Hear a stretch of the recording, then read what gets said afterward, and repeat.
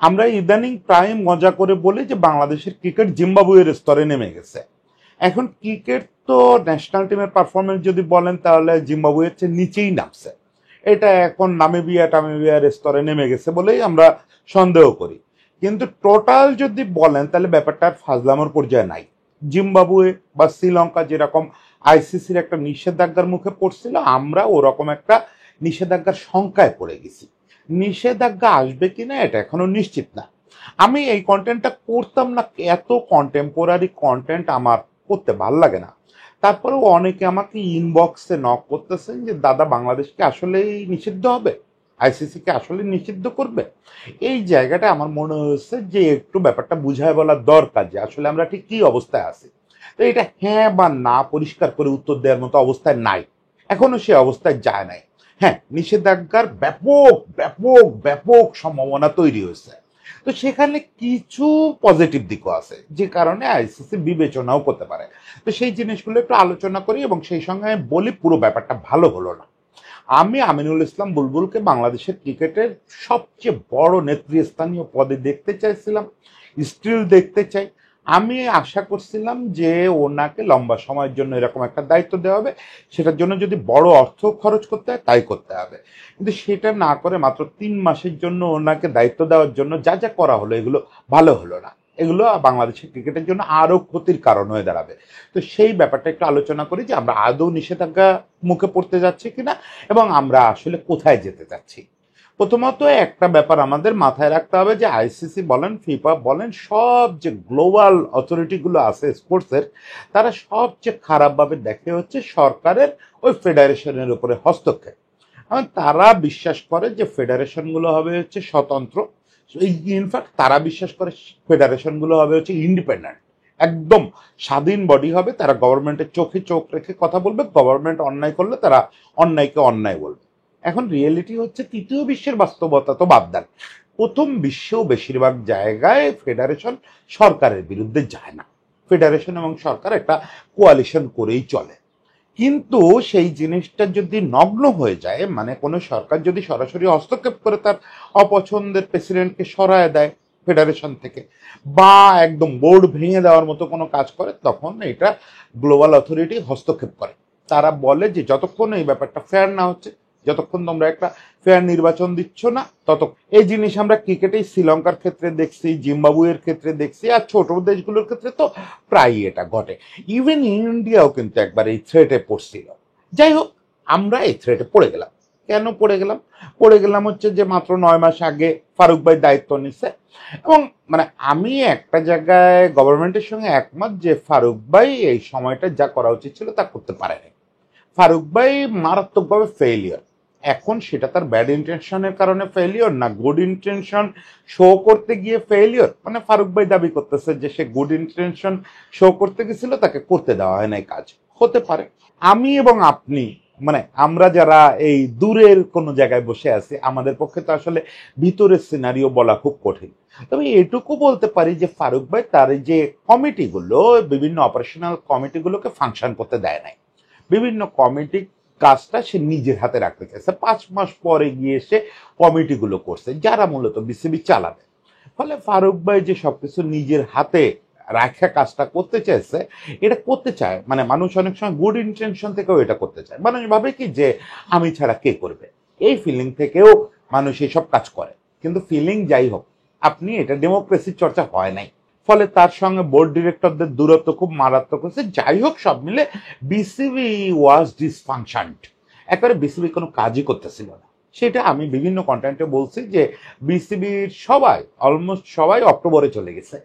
সবাই ভাবতেছে নেক্সট নির্বাচনটা হোক, তারপরে দেখা যাবে। In the meantime cricket যে একদম দোষে পড়তেছে, এটা নিয়ে কারোর কোনো খেয়াল নাই। আমি আবারও বলি যে ন্যাশনাল টিমের ইমিডিয়েট পাস্ট পারফরমেন্সের সঙ্গে বোর্ডের গোলমালকে না গোলানোই ভালো। তারপরেও এটার প্রভাব পড়ে। বোর্ড যখন এরকম একটা ক্যাওসে পূর্ণ হয়ে যায়, তখন খেলোয়াড়রা ন্যাচারাল পারফরমেন্সটাও করতে পারে না। তারপরেও ওইটা দিয়ে এটারে বিবেচনা না করে কিন্তু ক্রিকেট ধসে গেছে এই ক্রিকেটের ক্যাওসের কারণে, এই বোর্ডের ক্যাওসের কারণে। ফলে সরকারকে কিছু করতে হতো, এটা সত্যি সরকারকে কিছু করতে হতো। এবং সেই জায়গাটায় যেহেতু 8জন বোর্ড ডিরেক্টর একটা অনাস্থা প্রস্তাবে সই করে সেটা ক্রীড়া মন্ত্রণালয়ে পাঠাইছেন, সরকারের করণীয়টা খুব সোজা ছিল। সরকার কি করছে? সরকার যেটা করছে এটা হচ্ছে হুইমসিক্যাল এবং মানে অবিবেচনাপ্রসূত কাজ করছে। তারা এনএসসি কে দিয়ে ফারুক ভাইয়ের কাউন্সিলরশিপ বাতিল করায় দিছে এবং সেটা মাঝরাতে একটা প্রজ্ঞাপন দিয়ে। আবার ওই এনএসসি কে দিয়েই বুলবুল ভাইকে কাউন্সিলর করছে। মানে দেখেন, গতকাল মাঝরাত থেকে বিসিবিতে কোনো প্রেসিডেন্ট নাই। রিয়েলিটি হচ্ছে কোনো প্রেসিডেন্ট নাই, কারণ আপনার প্রেসিডেন্টের তো মূল ব্যাপার হচ্ছে কাউন্সিলরশিপ। কাউন্সিলরশিপ মানে হচ্ছে ভোটার। আমি আবার বলি, অনেকে কাউন্সিলরশিপ করতেছেন সেটা বুঝতেছেন না। কাউন্সিলর মানে হচ্ছে ভোটার। আপনি তো ভোটার না হলে প্রেসিডেন্ট হইতে পারবেন না। দেশের ক্ষেত্রে সেটা যেমন সত্যি, বোর্ডের ক্ষেত্রেও সেটা সত্যি। তো সরকার তার কাউন্সিলরশিপই বাতিল করে দিয়েছে, ফলে তো তার প্রেসিডেন্ট হওয়ার আর এখতিয়ারই নেই। কারণ মূল শর্ত হচ্ছে আপনাকে প্রেসিডেন্ট হইতে গেলে বোর্ড পরিচালক হইতে হবে, বোর্ড পরিচালক হইতে গেলে কাউন্সিলর হইতে হবে। এখন আপনার কাউন্সিলরশিপই নেই, ফলে আপনি প্রেসিডেন্ট আর নাই। এই অবস্থায় বোর্ড প্রেসিডেন্ট শূন্য। এখন কথা হচ্ছে যে আইসিসি এটাকে কিভাবে দেখবে। আইসিসি তো এটাকে সরকারি হস্তক্ষেপ হিসেবেই দেখবে। আর সরকারি প্রতিষ্ঠান এনএসসি তারাই তো কাউন্সিলরশিপ বাতিল করলো, এটা তো আইসিসি সেভাবেই দেখবে। এখন বিসিবি কি করবে? আজকে কালকের মধ্যে একটা বৈঠক করবে, বোর্ড ডিরেক্টররা বসে নতুন পরিচালক হিসাবে সম্ভবত এনএসসি মনোনয়ন দেবে। কাউন্সিলর যেহেতু হয়েছেন বুলবুল ভাই, এনএসসি মনোনয়ন দেবে বুলবুল ভাইকে। তারা হয়তো সবাই মিলে বোর্ড দিয়ে সিদ্ধান্ত নেবে, বোর্ড ডিরেক্টররা, যে আমাদের নতুন প্রেসিডেন্ট হচ্ছেন আমিনুল ইসলাম বুলবুল। সেটাকেও সরকারি হস্তক্ষেপ হিসাবে দেখা হবে। কারণ হচ্ছে উনি ওই যে সরকার হঠাৎ করে মধ্যরাতের প্রজ্ঞাপনে তাকে কাউন্সিলর করছে, এই ব্যাপারগুলো ভালো হলো না। এখন কথা হচ্ছে যে প্রশ্নটা শুরুতে বলছিলাম যে আইসিসি কি তাহলে নিষেধাজ্ঞা দিয়ে দিবে? ব্যাপারটা এত ব্ল্যাক অ্যান্ড হোয়াইট না। পৃথিবীর কোথাও আসলে আমরা যেরকম ভাবি, আমি সবসময় বলি যে আইসিসিরে যেরকম দৈত্য হিসাবে দেখানো হয় বা ফিফারে যেরকম দৈত্য হিসাবে দেখানো হয়, পৃথিবীর কোনো প্রতিষ্ঠান দৈত্য না। এবং কোনো মানুষ কোনো কিছুই আসলে বুঝেরও পারে না। আপনি যদি তাকে আপনার পরিস্থিতি বুঝাইতে পারেন তাহলে আইন এখানে শেষ কথা না। ফলে আইসিসি স্ট্রেট ওয়ে নিষেধাজ্ঞা দিয়ে দেবে এটা সত্যি না। আইসিসি আপাতত যেটা জানতে চাইবে বিসিবির কাছে জানতে চাইবে। আইসিসি কিন্তু সরকারের কাছে জানতে চাইবে না। বিসিবির কার কাছে জানতে চাইবে? বিসিবি সিইওর কাছে জানতে চাইবে যে তোমাদের পরিস্থিতিটা বলো তো, এই শোনা যাচ্ছে, এক্সপ্লেন করো। একটা দুর্দান্ত এক্সপ্লানেশন তাকে পাঠাতে হবে। এই এক্সপ্লানেশনের উপরে নির্ভর করতেছে যে আইসিসি নিষেধাজ্ঞা দেবে কিনা। আইসিসি যদি মনে করে যে এই এক্সপ্লানেশন ঠিক আছে, তারা এমন একটা পরিস্থিতিতে পড়ছিল এটা না করে কোনো উপায় ছিল না, তাহলে আইসিসি নিষেধাজ্ঞা নাও দিতে পারে। এখানে একটা বিসিবির যেটা পজিটিভ পয়েন্ট, সেটা হচ্ছে যিনি প্রেসিডেন্টের দায়িত্ব নিতে যাচ্ছেন তিনি ইমিডিয়েট পাস্ট আইসিসির ঊর্ধ্বতন কর্মকর্তা। ফলে আইসিসি ব্যাপারগুলো আগে থেকে জ্ঞাত আছে বলেই আমার ধারণা। এটা আমি ধারণা থেকে বলতে পারি এবং আমার ধারণা আপনারাও একই ধারণা করেন যে আমিনুল ইসলাম বুলবুল আইসিসির একজন ঊর্ধ্বতন কর্মকর্তা এবং উনি সম্ভবত এখনো আইসিসির ঊর্ধ্বতন কর্মকর্তা। ওনাকে অ্যাকচুয়ালি ওখানে থেকে নিয়ে দায়িত্ব নিতে হবে। উনি সম্ভবত এখনো ওনার ওই পদ থেকে সরেন নাই। ফলে তাদের একজন ঊর্ধ্বতন কর্মকর্তা কোনো একটা জায়গায় এরকম ব্যাপারে ইনভলভ আছে, কোনো একটা ফেডারেশনের দায়িত্ব নিতে যাচ্ছে, এটা আইসিসি একটু অন্যভাবে দেখবে। খুবই স্বাভাবিক, তাদের খুব বিশ্বস্ত একজন কর্মকর্তা যখন এরকম একটা ব্যাপারের সঙ্গে ইনভলভ থাকে তখন তারা এটা খোঁতায় দেখে যে বুলবুল এতদিন এরকম ভালো কাজ করছে, ওরে নিয়ে কেন এরকম হচ্ছে, নিশ্চয়ই সেখানে কোনো কারণ আছে। হ্যাঁ, তারা এইভাবে দেখবে। আবার এটাও সত্যি যে ওই এক্সপ্লানেশনটা যদি সন্তুষ্ট করতে না পারে আইসিসিকে, তাহলে তাদের এগুলো দেখার সুযোগ নাই।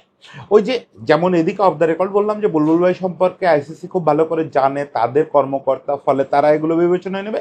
আবার ফারুক ভাই, আমি যতদূর শুনতে পারলাম, এটা কোনো মিডিয়ায় দেখলাম না, ফেসবুকে দেখলাম জানি না, ফারুক ভাই গতকাল রাতেই দুটো পদক্ষেপ নিয়েছে। একটা হচ্ছে সে একজন লয়ারের সঙ্গে কথা বলে ফেলছে যে এটা এগেনস্টে সে কি মুভ নিতে পারে এবং আইসিসির সঙ্গে কি করতে পারে। এবং গতকাল রাতেই সে আইসিসি প্রেসিডেন্ট জয় শাহর সঙ্গে যোগাযোগ করে ফেলছে। এখন আপনারা জানেন জিও পলিটিক্যাল কারণে জয় শাহ হচ্ছে যে অংশের মানুষ, আর আমরা মানে এই ফারুক ভাইরা যে অংশের মানুষ বা এই রাষ্ট্র যে অংশের মানুষ, এটা ঠিক মানে সিনক্রোনাইজড অবস্থায় নাই। মানে আইসিসি তো এমনিতেই আমরা অনেকে রসিকতা করে বলি যে ইন্ডিয়ান ক্রিকেট কাউন্সিল, তো সেটার অনেক যুক্তিও আছে, অনেক অপযুক্তিও আছে, সেসব তর্কে না যায়। কিন্তু জয় শাহ সরাসরি পলিটিক্যাল নির্বাচন। জয় শাহ নিজেই তো হচ্ছে অমিত শাহ ছেলে, অমিত শাহ হচ্ছে বিজেপির শীর্ষ নেতা, ইন্ডিয়ার স্বরাষ্ট্রমন্ত্রী, তার ছেলে হচ্ছে জয় শাহ, জয় শাহ হচ্ছে আইসিসির প্রেসিডেন্ট। এখন জয় শাহ, বাকিটা মনে হয় আপনাদের না বললেও আপনারা বুঝবেন যে একটা পলিটিক্যাল জিও পলিটিক্যাল তত্ত্ব কিন্তু এসব জায়গায় কাজ করবে। ফলে ব্যাপারটা মানে শুধু আর ক্রিকেটে থাকবে না। জয়শার সঙ্গে ফারুক ভাই যোগাযোগ করার ফলে যেটা হয়েছে, বা ফারুক ভাই যোগাযোগ না করুক, জয়শা তো ব্যাপারগুলো সব জানতেছে যে কোন সরকার করতেছে, কারে করতেছে, কেন করতেছে, চান্স নাও, মানে ইচ অ্যান্ড এভরিথিং। এটা তার দেশ থেকেও নিশ্চয়ই সিগন্যাল আসবে চান্স নাও। ফলে ওইটা একটা নেগেটিভ ইম্প্যাক্ট ফেলবে। এটা মানে আমি মোটামুটি কনফার্ম যে এখানে মানে ওই যে গ্রেস দিয়ে ভাবার যে ব্যাপারটা বুলবুলের কারণে বা দেশের পরিস্থিতির কারণে এই যে গ্রেস দেওয়ার ব্যাপারটা এটা কমে যেতে পারে, বরং উল্টো হয়ে যেতে পারে, নেগেটিভ গ্রেস চলে আসতে পারে যে ওকে ওরা যাই করুক নিষিদ্ধ করো, ওকে ওরা যাই করুক নিষিদ্ধ করো, এটা একটা বিপাকে ফেলা হয়তো। তো ফলে এই শঙ্কাটাও থাকতেছে, এই শঙ্কাটাও থাকতেছে যে দু সাইডই বললাম যে মানে পৃথিবীর সব কিছু কাগজে কলমে হয় না, সব কিছু আইন অনুযায়ী হয় না, এটা আপনারা খুব ভালো বোঝেন। একবারে জাতিসংঘ থেকে শুরু করে ফিফা, উয়েফা, আইসিসি, দুনিয়া কোনো কিছু শুধু আইন দিয়ে চলে না, সব জায়গায় রিলেশন, জিও পলিটিক্যাল ব্যাপার স্যাপার প্রভাব ফেলে। এগুলারে অস্বীকার করার মতো বাস্তবতায় তো আমরা নিশ্চয়ই নাই। আমরা নিশ্চয়ই এত সুখের স্বর্গে বসবাস করি না যে আমরা ভাবি যে সবকিছু আইন দিয়ে চলবে, চলবে না, চলবে না। ফলে এই ব্যাপারটা ভালোই ভূমিকা রাখবে, জয়শার উপস্থিতি, জয়শা আইসিসি চেয়ারম্যান, এই ব্যাপারটা বেশ ভূমিকা রাখবে। এখন কথা হচ্ছে নিষিদ্ধ হবে কি না হবে, আবারও বলি টাইম উইল সে। এটা আগামী রবিবার বা সোমবার গিয়ে আমরা টের পাবো অ্যাকচুয়ালি যে কি হইতে যাচ্ছে, আইসিসি কি করতে যাচ্ছে। এখন আমি ওই যে শুরুতেই দুটো কারণে এই পদক্ষেপগুলো সমালোচনা করলাম, এটা অবিবেচনা প্রসূত এবং মানে তাড়াহুড়া করে করা কাজ হয়ে গেছে। বুলবুল ভাইকে তো আমরা সবাই চাই এবং বোর্ড ফাংশন করতেছে না এটাও সবাই জানি। ফলে সরকার যে কাজটা করছে গ্রসলি তো এটার সঙ্গে আমরা সবাই একমত। আমার মনে হয় না যে বাংলাদেশে কাউরে পাওয়া যাবে যে গ্রসলি মনে করে যে ফারুককে সরানো ঠিক হয় নাই, মানে আইন কানুনের কথা বলে যান। মানে এই মুহূর্তে ক্রিকেট বোর্ডের ফাংশনাল করতে গেলে তো ফারুক ভাইরে সরানো বা ফারুক ভাই যে ভালো করতেছিল না এটা তো বোঝাই যাচ্ছে, তাহলে তো ঠিক আছে কাজটা। কিন্তু কথা হচ্ছে আমি কেন অবিবেচনা প্রসূত বলতেছি, কারণ হচ্ছে এটা একটা প্রপার সিস্টেম ছিল, যে সিস্টেম থেকে এই কাজটা করা যেত। আমি এটা একদম 5ই আগস্ট থেকে বলে আসতেছি যে আমরা আইসিসি কে প্রপারলি আমাদের অবস্থাটা বুঝায় তাদের হেল্পটা নিচ্ছি না। হ্যাঁ, আইসিসি তো আমাদের অভিভাবক, মানে বিসিবির অভিভাবক তো আইসিসি, একটা অ্যাজ এ ইন্ডিপেন্ডেন্ট সংস্থা, তাদের অ্যাফিলিয়েটেড সংস্থা হিসাবে আমাদের অভিভাবক হচ্ছে আইসিসি। এসব ক্ষেত্রে বুদ্ধিমানরা যেটা করে পুরো পরিস্থিতি বুঝায় বলে একটা দুর্দান্ত এক্সপ্লানেশন লেটার সহ বলটা তাদের কোর্টে পাঠায় দেওয়া। কারণ শুরুতেই সেটা করা যেত। আমি বারবার বলছিলাম যে 5ই আগস্টের পরে এইভাবে জোড়াতালি দিয়ে বোর্ড করার দরকার নেই। আইসিসিকে পুরো পরিস্থিতি বলেন যে আমার ডিরেক্টররা বেশিরভাগ পালায় গেছে, আমার দেশের এই অবস্থা, দেশে একটা গণ অভ্যুত্থান হচ্ছে, এখন কি করবো তোমরা বলো।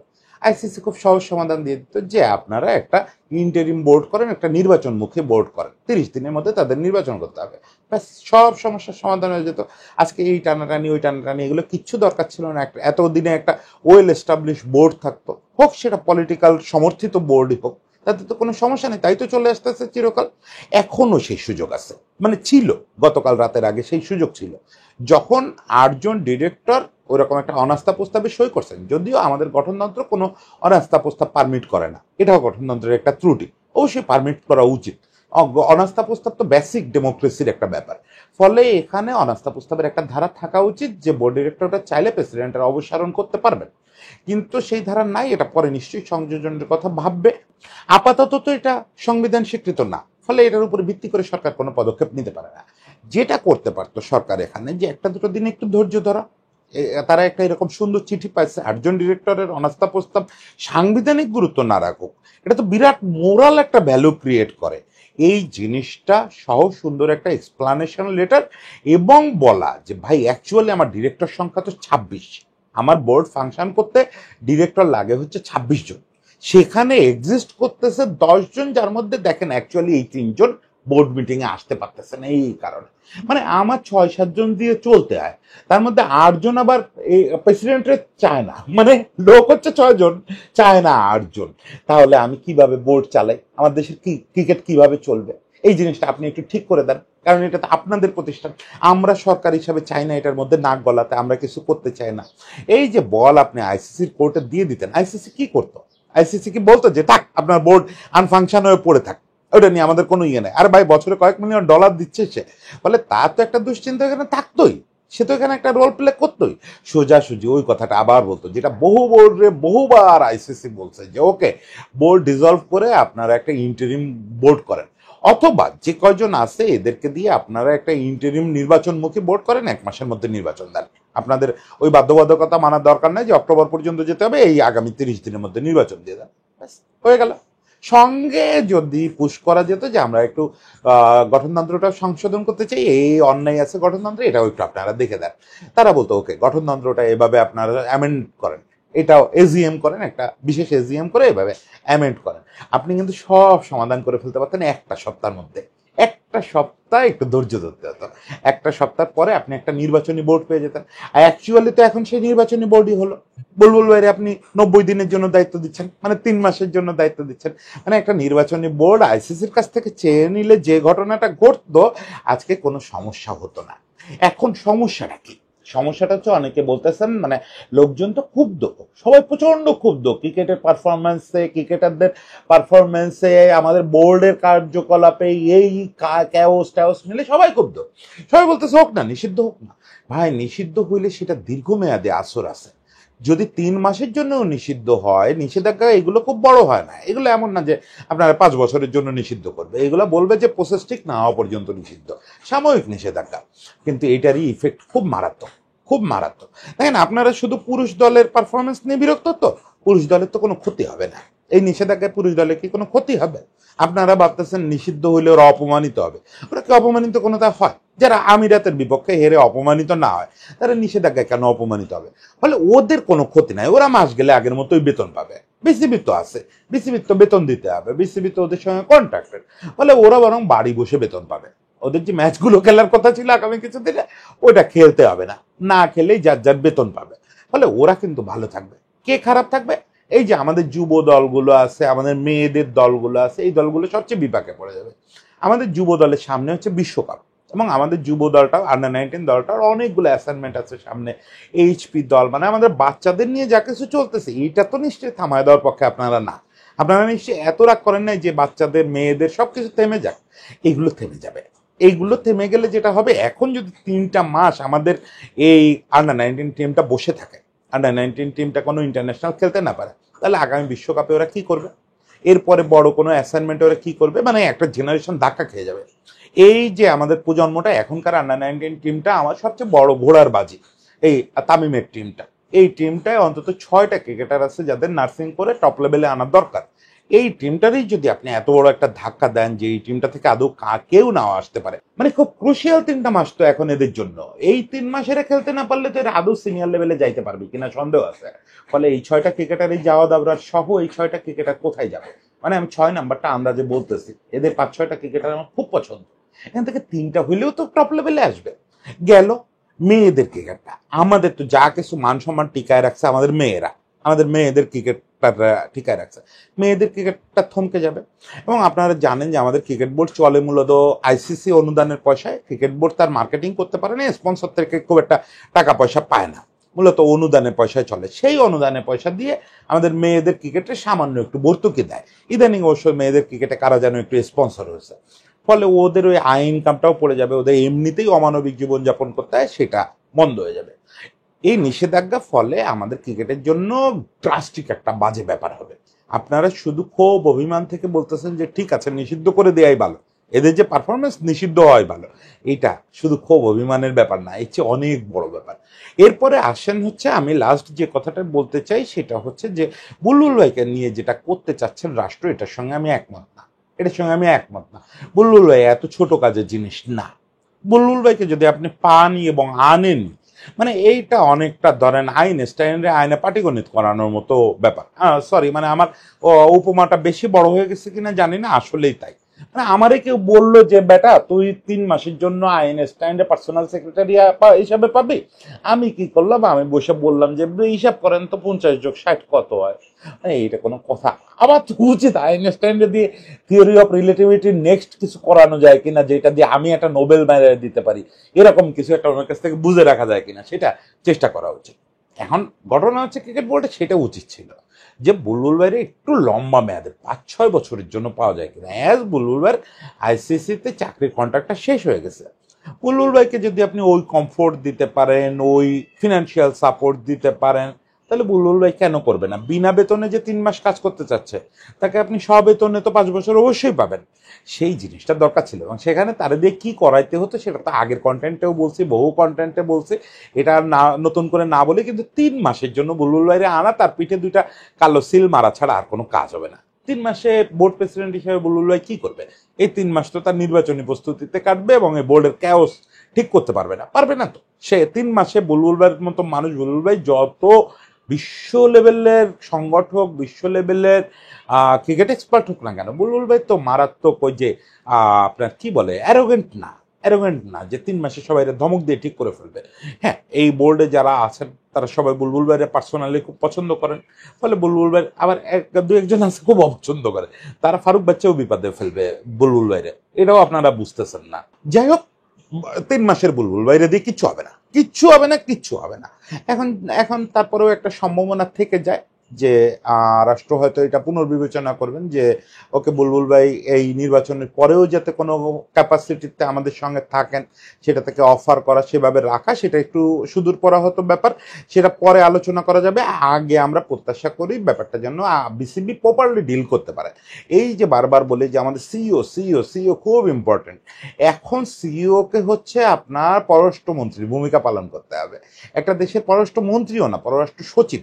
পররাষ্ট্র সচিব যেমন ওই দেশের সব কিছু, মানে বৈদেশিক সব কিছু ঠিক করে ফেলার ক্ষমতা রাখার মতো একটা মানুষ, মানে তার একটা ছোট্ট মেইল ঠিক করে দেয় যে দেশটা কোন দিকে যাবে। সেরকম এখন কিন্তু সিইওকে দারুণ ফাংশন করতে হবে, এবং যদি রাষ্ট্র ফিল করেন এই সিইও সেটা পারবেন না, তার পাশে লোক দাঁড় করান, তার পাশে বুলবুল ভাইকে দাঁড় করান। বুলবুল ভাই তো অফিসিয়ালি কিছু করতে পারবে না, তার পাশে দাঁড়ায় যতক্ষণ প্রেসিডেন্ট না হচ্ছে। বিশেষজ্ঞ ডাকেন, বাংলাদেশের খুব বড় বড় ক্রিকেট বোদ্ধা বিশেষজ্ঞ আছেন, শাকিল কাশেম আছেন, তার অনেক বড় বড় ক্রিকেট বোদ্ধা আছেন, যারা হচ্ছে ক্রিকেটের এইসব বিষয় একদম গুলে খেতে পারেন। প্রয়োজনে আশরাফুল ভাইয়ের হেল্প নেন। আশরাফুল ভাইয়ের শিষ্য বুলবুল ভাই, সে প্রেসিডেন্ট হতে যাচ্ছে, এরকম একটা অবস্থা, এরকম কমপ্লিকেশন তৈরি হয়েছে, আশরাফুল ভাইয়ের হেল্প নেন। আশরাফুল ভাইকে বলেন যে ড্রাফটটা কি হওয়া উচিত, মেইলের ড্রাফটটা কি হওয়া উচিত, এবং কমিউনিকেশনটা কোন লেভেলে হওয়া উচিত, কার সঙ্গে কথা বলা উচিত। প্রয়োজনে আশরাফুল ভাইকে আপাতত অ্যাম্বাসেডার হিসাবে, আনঅফিসিয়ালি অ্যাম্বাসেডার হিসাবে কথা বলতে বলেন 2 জায়গায়, যে আশরাফুল ভাই প্লিজ আপনি একটু ফোন দেন, অমুকরে একটা ফোন দেন, ফোন দিয়ে বলেন পরিস্থিতি যেন শান্ত হয়। Everything can manageable. একটু সবাইকে, যেহেতু ঘটেই গেছে মাঝরাতে একটা প্রজ্ঞাপন হয়েই গেছে, এখন ম্যানেজ করার জন্য সবাইকে উঠে পড়ে লাগতে হবে। সেই জন্য আমাদের হাতে যা যা রিসোর্স আছে, আশরাফুল ভাই, শাকিল কাশেম, আফজালুল হক কিউসি, সবাইরে ইউজ করেন। এই শুধু সিইওর ভরসায় থাকলে কিন্তু আমি বলতেছি এটা হবে না।